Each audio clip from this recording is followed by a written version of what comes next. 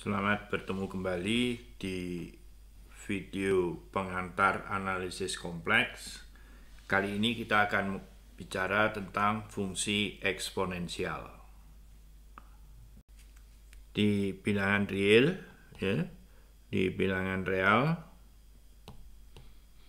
fungsi eksponensial itu adalah definisinya 1 plus x kuadrat per 2 faktorial plus x pangkat 3 per 3 faktorial, dan di sini x pangkat n per n faktorial plus dan seterusnya.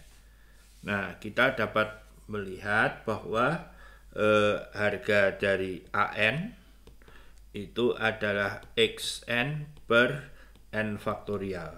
Nah, kita hitung limitnya an plus 1 per an n menuju tak hingga itu adalah limit dari n menuju tak hingga xn plus 1 per n plus 1 faktorial dibagi dengan x pangkat n per n faktorial.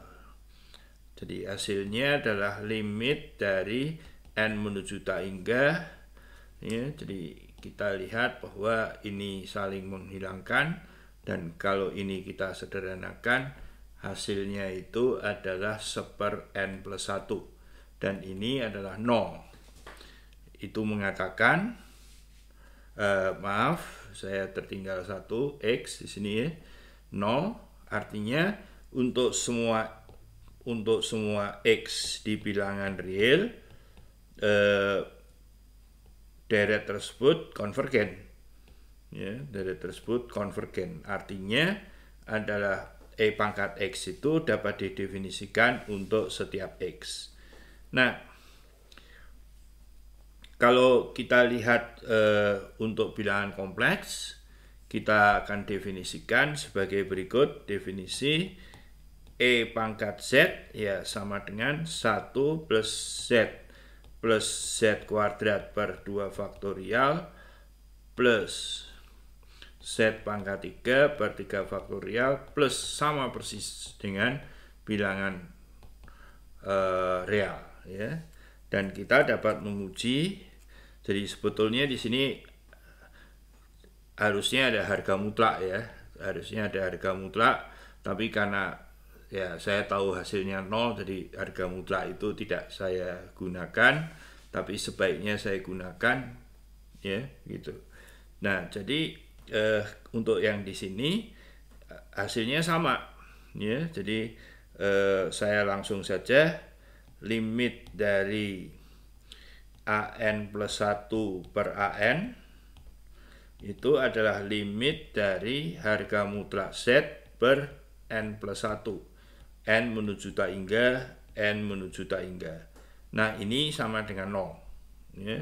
Jadi deret ini akan konvergen, artinya akan semua punya nilai untuk semua bilangan z di bidang kompleks. Nah, jika z-nya kita isi dengan bilangan real, tentu saja e pangkat z itu akan betul-betul sama dengan e pangkat x seperti di R, ya, seperti di bilangan real. Nah, kita lihat sifatnya, ya. Jadi kalau z dan w itu bilangan kompleks, maka z kali e pangkat w, e pangkat z itu adalah e pangkat z plus w, ya. Jadi persis dengan bilangan real. Jadi buktinya di sini adalah perkalian, ya, perkalian dari urean e pangkat z kali e pangkat w yang harus sama dengan e pangkat w.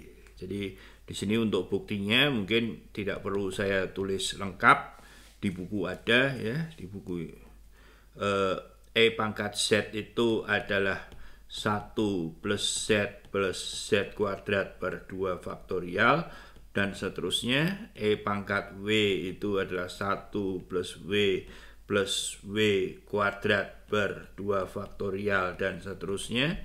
Kemudian kalau kita kalikan E pangkat Z kali E pangkat W, itu adalah bagian konstantanya tentu saja adalah 1 kali 1. Ya. Kemudian bagian realnya adalah ada perkalian ini dan perkalian ini. Kemudian untuk suku kuadratnya, bagian ini kali bagian ini adalah Z kuadrat per 2 faktorial plus kemudian ini ya Z kali W, dan terakhir ini kali yang ini, yaitu W kuadrat per 2 faktorial plus dan seterusnya. Dan kita tahu bahwa bagian ini bisa kita tulis sebagai Z plus W kurung kuadrat ya, karena 2 faktorial keluar maka ada muncul angka 2 di sini. Nah, dari sini sudah terlihat bahwa ini adalah kurang lebih bagian dari urean E pangkat Z plus W ya. Jadi sifatnya persis seperti pada bilangan real eksponen. Fungsi eksponen kalau dikalikan maka eksponennya itu dijumlahkan.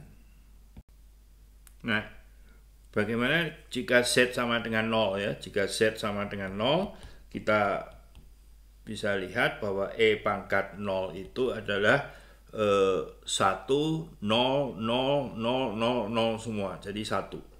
Dan bisa dibuktikan bahwa E pangkat min Z itu adalah 1 E pangkat Z. Ya, kita cukup menggunakan sifat yang ini ya, dengan catatan bahwa E pangkat 0 itu 1. Nah, saya kira sifatnya sama persis dengan di bilangan real. Nah, langkah berikutnya adalah kalau Z-nya itu sama dengan I theta ya, jadi murni imajiner. Nah, kalau kita lihat E pangkat Z itu sekali lagi adalah 1 plus Z kuadrat per 2 faktorial plus Z pangkat 3 per 3 faktorial dan seterusnya. Maka kalau kita substitusikan E I theta itu adalah 1, Z-nya diganti dengan I theta, ini I theta per 2 faktorial kuadrat plus I theta pangkat 3 per 3 faktorial dan seterusnya. Nah, kalau kita lihat dia menjadi apa? Ini menjadi 1, yang ini minus theta kuadrat per 2 faktorial. Nah, nanti ada pangkat 4 di sini, ya. I theta kurung pangkat 4 per 4 faktorial. Jadi I pangkat 4 itu adalah plus 1, theta pangkat 4 per 4 faktorial. Kemudian percayalah saya, ini adalah seperti ini ya, di plus dan seterusnya. Kemudian kita kumpulkan yang ada I-nya. I-nya suku pertama adalah ini, theta. Kemudian suku berikutnya adalah di sini, ya, yaitu minus, ada I pangkat 3, I kuadrat min 1, jadi ada I-nya lagi, tapi I-nya sudah dikeluarkan, jadi di sini 3 pangkat theta begitu, dan berikutnya percayalah saya, tapi perlu diuji apakah memang terjadi seperti ini. Nah, perlu dilihat bahwa ini adalah urean dari dulu di bilangan real, ini adalah cos theta ya, plus I sin theta ya. Jadi kita punya bentuk baru EI theta, yaitu sama dengan ini ya. Nah, ini mungkin perlu sedikit diingat ya. Nah, selanjutnya, kalau kita punya E pangkat Z, E pangkat X plus IY, itu misalkan ya, maka ini adalah E pangkat X kali E pangkat IY. Tetapi E pangkat IY itu adalah cos Y plus I sin Y. Ya, jadi kita lihat bahwa kalau kita E pangkat Z, modulus dari E pangkat Z. Nah, Anda bisa cari itu adalah E pangkat X, dan argumen dari E pangkat Z adalah Y, ya, dari bentuk ini. Nah, kita tadi sudah melihat bahwa E pangkat X plus IY itu adalah E pangkat X cos Y plus I sin Y. Jadi kalau kita lihat begini, I pangkat Y plus 2pi, ya hasilnya menjadi E pangkat X plus cos Y plus 2pi plus I sin Y plus 2pi. Nah, tetapi ini karena fungsi periodik, maka kita lihat bahwa E pangkat X cos Y plus I sin Y. Ya, jadi pemetaan E pangkat Z itu seakan-akan akan berulang. Kalau kita lihat dari 0 sampai ini 2pi, ya, Y sama dengan 2pi, maka nilainya itu akan berulang, ya, di sini periodik begitu. Ya, dia akan periodik itu. Nah, kita akan melihatnya lebih detail pada petanya. Nah, jadi kita akan cari peta, misalkan saja petanya oleh E pangkat Z dari daerah, katakanlah ini X, ini Y, ini min 1, 1, tapi ini katakanlah sampai Y sama dengan pi. Ya, kita mau lihat petanya seperti apa. Ya, sekarang kita mau lihat peta garis ini dulu saja. Garis ini adalah Z sama dengan X-nya selalu 1, bagian imajinernya IY. Jadi petanya adalah E pangkat 1 plus IY, itu adalah E pangkat 1 kurung cos Y plus I sin Y. Nah, ini ada pada bidang UV, ya, pada bidang UV. Jadi di sini U-nya adalah bagian real, E pangkat 1 cos Y, dan V-nya adalah E pangkat 1 sin Y. E pangkat 1, maaf, ya. Jadi kalau kita lihat bentuk seperti ini kan U kuadrat plus V kuadratnya itu E pangkat 2, ya, E pangkat 2. Jadi kalau begitu peta dari garis ini adalah suatu lingkaran, ya. Kita lihat bahwa Y-nya itu mulai dari 0, jadi artinya sudutnya di sini 0, kemudian sampai pi. Ya, sampai pi, karena ini sampai pi gitu. Oke. Nah, sekaligus untuk peta yang hijau ini, ya, untuk yang hijau ini itu ada Z sama dengan min 1 plus IY, ya. Dan bisa dicek bahwa ini petanya nanti maaf, yang tadi itu adalah jari-jarinya berapa? E pangkat 1, ya. Mungkin saya harus menulisnya dengan menggunakan warna putih, E pangkat 1. Kemudian yang di sini nanti petanya hijau, tolong dicek, ya. Itu adalah, ini adalah jari-jarinya adalah E pangkat min 1.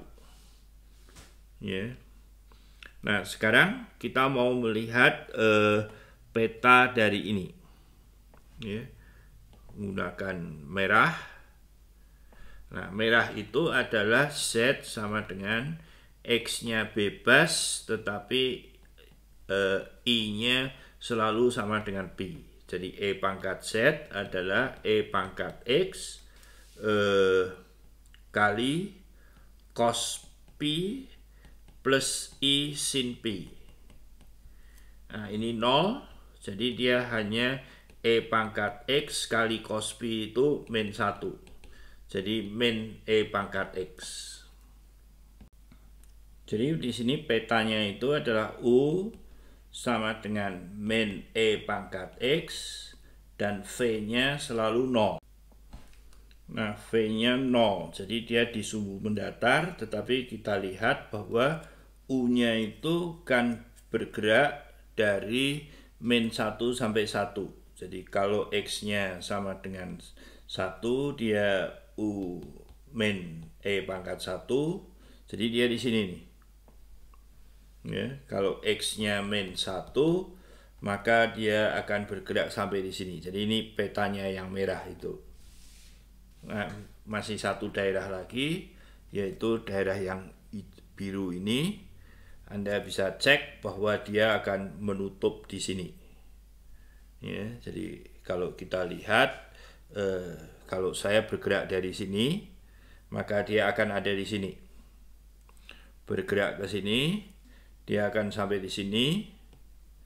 Terus kemudian putih, kalau dia bergerak ke sono, maka dia akan bergerak ke sono, ya, ke sana, terus merah, terus hijau, terus begitu, ya.